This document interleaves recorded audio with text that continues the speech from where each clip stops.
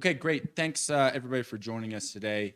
With me, I have CEO of Intellicheck, Bryan Lewis, here to talk about their business, and we'll get right into it. Bryan, I think if you could just start off for those who might be unfamiliar with your business, just what do you do, and in particular, you can verify identities in North America with 99% plus accuracy, much higher than your peers. How do you do it? And just tell us a bit about what you do, how you do it, and that competitive moat that you guys have. Sounds good. First of all, thanks for having me. At the core of what Intellicheck does is, as Rudy said, we can tell you if an ID is real with 99% or greater accuracy. That's important for a lot of things. The main area we make money is stopping identity theft, and we do that for basically anybody who's lending money. Our biggest area is instant credit, because the thing is, to go steal your identity doesn't take much. I can go online, and depending on your credit, for between $3 and maybe $10, I can buy your name, address, social security number, telephone number, and your email address. The next thing I do is I go get a fake ID with my picture, your information on it, and I go shopping. I apply for loans. You think about it, if you go to the hardware store, first thing they do if you buy anything over $250 is, would you like to open up a credit card account today and save 10%? They say yes. What are the two things they ask you for? Government ID and your social security number. Or you walk into the store and say, I forgot my credit card. What do they ask you for? To verify that you have it, somewhere between, again, government ID and the last 4 or 6 of your social security number. Now, that's what makes it so easy, because I'm going to play my favorite parlor trick with you. 2 IDs, right? You are now the clerk in the store. You're a bartender. You are, law enforcement. You're looking at it. How do you tell that they're fake? Now, these things are so good. You'll notice they've got every hologram. They've got everything. One of those is my current driver's license. The other is a fake that we got from one of our clients. Now, what makes us different is there are 2 ways that people will validate an ID. The vast majority of what's considered our competitors are going to do OCR. What they're going to do is they're going to take that license, and I'll pass these around if anybody wants to look at them, or just grab me afterwards. I got stacks of these. They're going to say they're doing OCR. So what they're going to do, it's really templating. They're going to take a photo of that license and then compare it to a template. Now, they all call it human-assisted AI, because if the computer can't figure out, you can pay more and have a person look at it and say, I think it matches. Really hard to do. Our clients tell us, because they've tested that it's about 65% accurate. We know it doesn't work because we've got a lot of law enforcement that uses us. About 22 state-level law enforcement agencies use us to authenticate IDs very quickly, because their officers can't tell by looking at it. Now, we do something entirely different, because we started a long time ago working with states to help them figure out how to render a barcode. So I've got data scientists, who still work with states, but also can figure out what's in barcodes. Now, like, for example, we're a trusted partner with New York State. That means they let us know what the digital signature is to unlock that, the code to unlock that digital signature. Without that, you can't tell if it's real or not. We do what we do, again, with greater than 99% accuracy. The others can't, because that photo doesn't work, right? I mean, also, if I can lead into it, also gives us a very big competitive moat. Most of our business is done currently in, the physical space. Reason for it is we don't require any new hardware. So the same device at a retail store that rings up the merchandise can scan the barcode. The same device at a bank, if you hand them a check that reads the check, can read the barcode. If you wanted to use one of our competitors in one of those spaces, they would have to put at every point of sale workstation, if they want to offer instant credit, or every retail bank branch teller workstation, a scanner that can take a photo. Those cost $600. Now, you think about it, a large retailer, big box store, 11, 1,200 stores, 15 workstations in, point of sale stations at each place, times $600, nobody's paying that. You're talking about a $15 million investment. So not going to happen. So we've got some ins. Once we're in, that moves us into the digital area because they're not going to have two systems, especially one for digital that's not as effective as us. That's a very helpful overview, I think. If you could talk about your customer base, because I think a lot of people are surprised when they look at a company of your size, the type of customers that you have and how much, how big they are currently. So talk about your customer base. I believe you got 5 of the top 12 U.S. credit card issuers. You got a couple large Midwestern banks. You got a couple large Southeastern banks. But talk about your customer base, maybe any large ones that are in the pipeline or in discussions, but also the penetration with those customers. Where are you at today? And what's the full scale opportunity as you continue to penetrate those customers? Yeah, people are generally shocked when they see a company they've never heard of before, which is working with some of the largest banks in the world. So as Rudy said, our main client base where a lot of the revenue comes from is there's 10 banks plus Amex and Discover that issue most of the credit cards in the U.S. and we have just shy of half of them as clients today. We've also announced that we're going through the information security review with the top 3 bank. The joy of the big banks is they are very large revenue once you get them in. The joy also is the bigger the bank, the larger the InfoSec audit that you have to go through and the longer it can take. But once you pass that, and we know we will because this bank's audit is no different than anybody else's really, then you're in. And then you just figure out how you're just going to mine it and mine it and mine it. I would say that across our big client base today, I feel like we're maybe 15% penetrated on the whole. Some a little bit more, some a little bit less. If you look at number 2, which we always talk about everybody in numbers because our banks don't like to admit publicly that they have a fraud problem. Probably wouldn't be good for them. So we talk about them by number. Number 2 is primarily an issuer of credit cards in the white label space. We still have a ton of retailers left to go with them. So there's a lot, that we'll just continue to mine those accounts while we're also bringing in new names.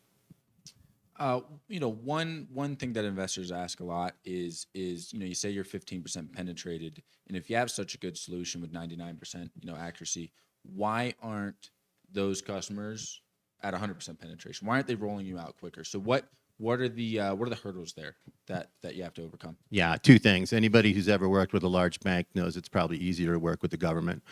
So they work pretty slowly, right? And I've always said number 3 moves at the speed of molasses in winter. I always laughed because we'd be on implementation calls, and I'm not making this up. They would have 100 people on the other end of the line. We'd have 2. So you can imagine the bureaucracy that you're going through. They want it, but everybody has to sign off on it. So that's part of it when they're doing things internally. The other part of where we grow with them is their retailers.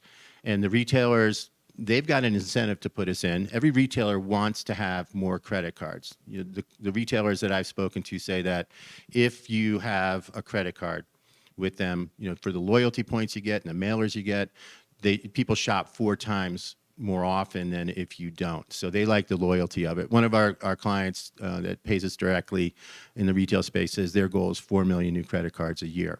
So they like this. Now, we make it super simple. I've gone to our clients and got credit when they ask me, the typical thing, save 10% today.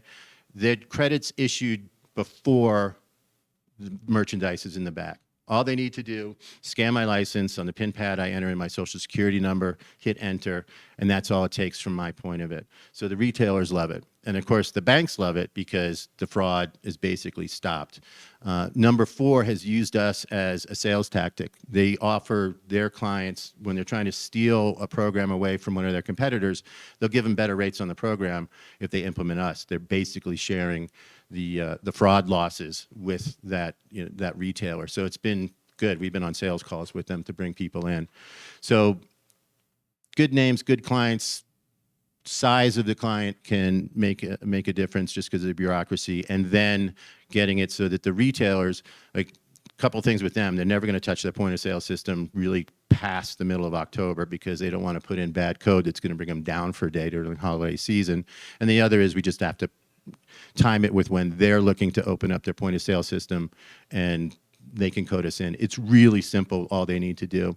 To be technical about it, a barcode for merchandise is 1D. A driver's license is 2D. It's a configuration change on the point of sale system on the scanning gun. Really simple for them to do. They just have to have the resources to do that little bit of programming. So you've got a pretty indisputable moat really in the physical channel space, but I think it's, and I don't know if you have an updated figure, I think roughly 90% ish plus of your revenue still comes from the physical channels today. And investors would say, well, Rudy, that's not interesting. Why aren't they playing in the digital space? So talk to me about the traction you've made there. I don't know if there's any referenceable customers or wins, but also talk about how is the competitive environment different in the digital space, and who you're competing with, and how you're faring there. Yeah, so digital, it's remained about 10% of our business only because the rest of the business is going up. So our digital is growing. The buy now, pay later firm that we just announced on the last earnings call is purely digital, right? So their first use case is going to be online credit for one of our hardware clients that in-store is with a different provider of credit. I think it's number 7. Of the top 12 that I mentioned, one of those doesn't have any physical locations. Everything they do is digital.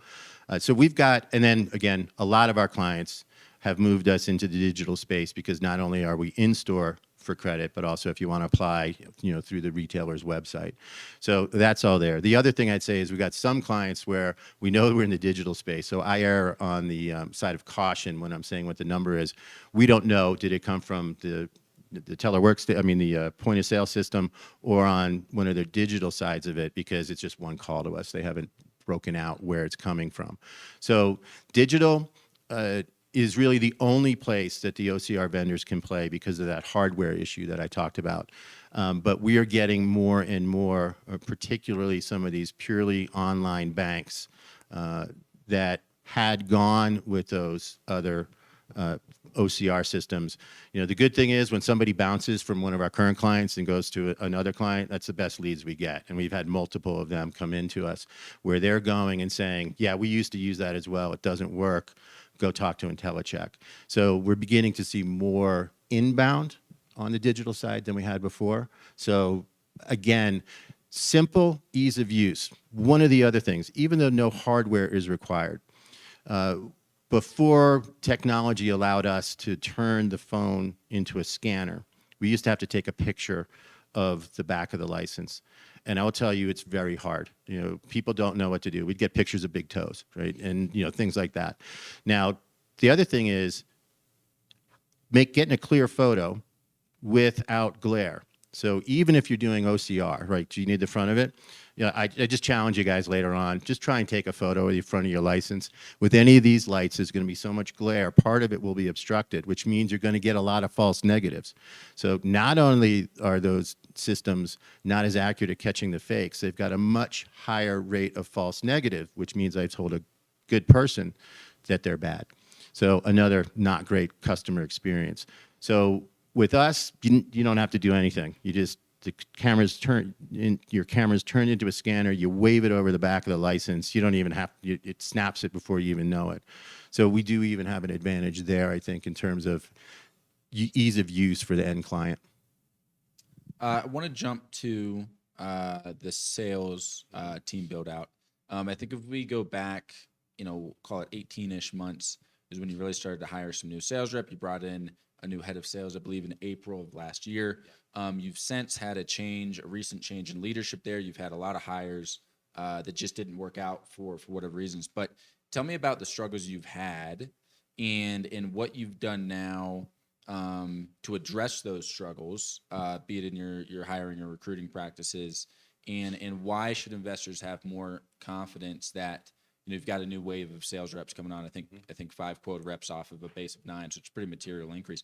Why should investors have higher confidence in these newer reps succeeding and working out and contributing materially to sales in the near term versus the reps that you had hired over the last 18 months? Yeah, I'd say a change in hiring philosophy, if you will.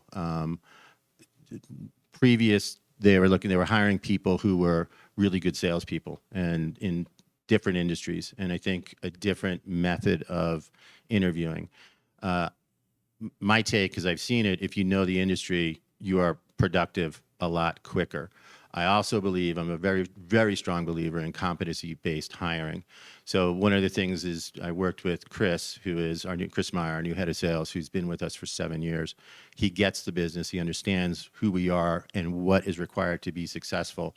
And then also what's required to be successful at different levels. So we've got 75 to 100 inbound leads from bars and restaurants and marijuana dispensaries. Those things are inbound. They should close like this. Different skill set than the folks that we need to go out and hunt the whales of the big banks. So we broke down those core competencies, worked with a recruiter to say, this is what we're looking for. And you need to know that they've got a proven track record of success. And we very highly targeted people from the identity space. So working at, people considered to be our competitors, or from the cyberspace, which is extremely competitive. And if you're successful there, you're already sort of talking to some of the same folks that we're dealing with in fraud, risk, and identity. And we put them through a ton of interviews to make sure they were right. Every new salesperson that we brought in probably went through 10 hours of interviews. One, to make sure they understand who we are. Two, to make sure that they want to work with us. And then three, for us to make sure that they have what it takes to be successful here. So I think we put a lot more rigor in it. I'm an old sales dog at heart. And, I put some of the skills that, I had from being a sales manager years ago. Chris and I put that into play. And that's why I think it's a much different world than it was in the past. Second thing we did is we put together over the course of 3 weeks one hell of a training program. So it's not going to be sink or swim. They're going to be taught how to be successful. When we look at the growth of the business, take the hardware lumpiness out from last year, but if we just look at the Sas revenue growth, 21% year over year in Q2. I think that was flat with Q1, but it was up, I believe, 17% sequentially. But talk about what are your growth aspirations? You've talked about running the business that effectively break even on an EBITDA basis.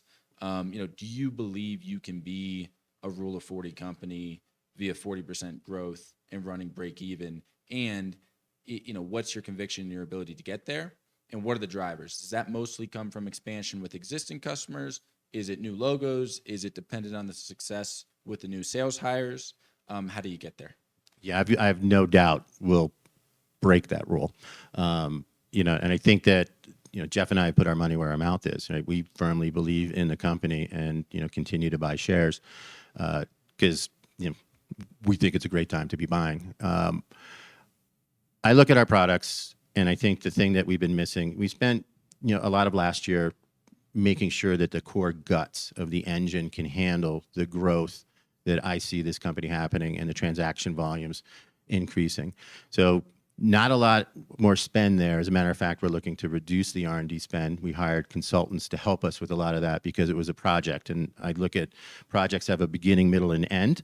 And if that's the case, you hire consultants to do it so you can get rid of them when it's done, as opposed to hiring headcount with what do we do with them now? Their project is ended.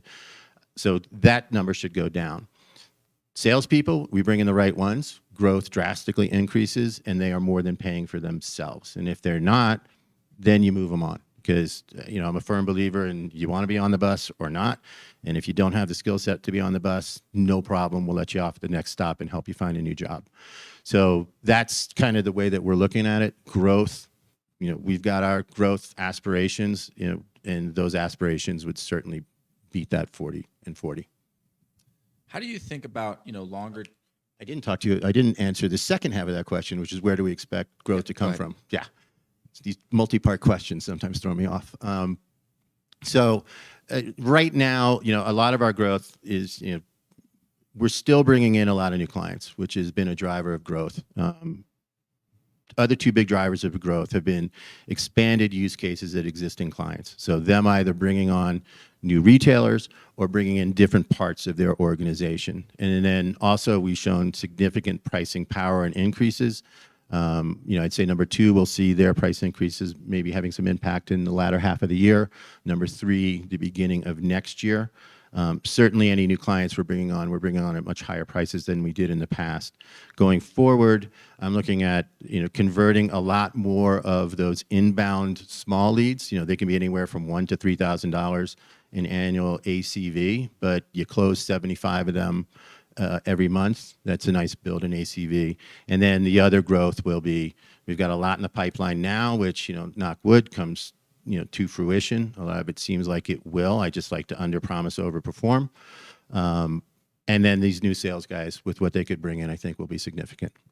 On the price increases that you just mentioned, you've said kind of low double-digit price increases that you've pushed on some of your largest customers this year.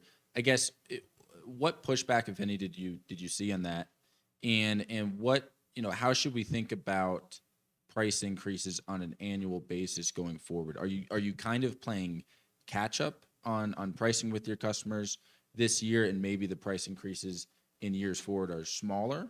Or do you believe that, similar, again, low double-digit kind of price increases are sustainable on a go-forward basis?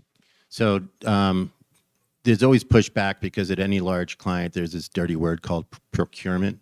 I really don't like those people because once business says something, these guys then want to negotiate it down. So we always get pushback. But so far, we've been able to put everything through. Now, with the large clients, it certainly was that we were kind of catching up because some of those contracts were old, before I think we really had our footing and had to prove who we were. Any new client is coming in at much higher rates than they did in the beginning. We've also instituted mandatory annual price increases in our contract. We always go for the greater of 5% or CPI, but, might be the lesser of or those types of things. So going forward, after I'd say this round of price increases with our big clients, they're probably going to be more normal because they're, at or close to what we would call market rate today. So in the future, it's going to be growth. New clients and new use cases at existing. Got it. I guess as you think about the business longer term, there's a lot of larger players out there. Do you see yourselves as strategically fitting inside one of those larger players? And I guess I would ask you, on the flip side, is there anything kind of technology-wise that you guys maybe are looking to add out there via M&A? So I guess a couple things. Certainly in this space, we're already seeing it. It's going to be, there's roll up or get rolled up. And we're starting to see companies buy other companies in this space to build, a more fulsome solution. We're kind of looking at that right now as, we brought out the identity platform, as we called it, which was really just a technology change in our back end to allow us to sell other people's products more easily. So in effect, we are now looking at who do our clients want? If you think about, there is, in the fraud space, there's a very binary thing, right? Is Bryan real or not? In a lot of other use cases, there is also, we know Bryan is real. Do I want to do business with Bryan? Can I do business with Bryan? So other signals, sanctions, PEP, criminal history, allows us to break into a lot of other markets. And then also other uses like facial recognition, other things like that. It might make sense if people start to really use facial recognition more to, instead of partner, purchase, merge with, or those types of things. So we're always looking, but at this point in time, the way that we're mostly looking is let's incorporate it into our platform and see if people actually want to use it. Right. As we look at the balance sheet, I think $12 million in cash, no debt. You've said you plan to run the business about break even. How should we think about cash flow and the cash balance? Are you comfortable with where you're at? Do you need to raise capital anytime soon? Yeah, no plans to raise capital for running operations or anything like that. I think that we'd be hard pressed not to get to a point, even just modest growth. Again, not really needing to put a lot more expense into the organization. It would be hard not to get to some sort of cash flow or more positive. My plan is to continually add salespeople as we can work and increase the marketing spend as needed. Don't see any need for R&D. As I said, we're looking to bring that down. So I'm comfortable with the cash balance, and I like what I'm seeing on the horizon with both cash and where I see sales. Have you, just a quick follow on to that, because investors do ask it, quite a bit.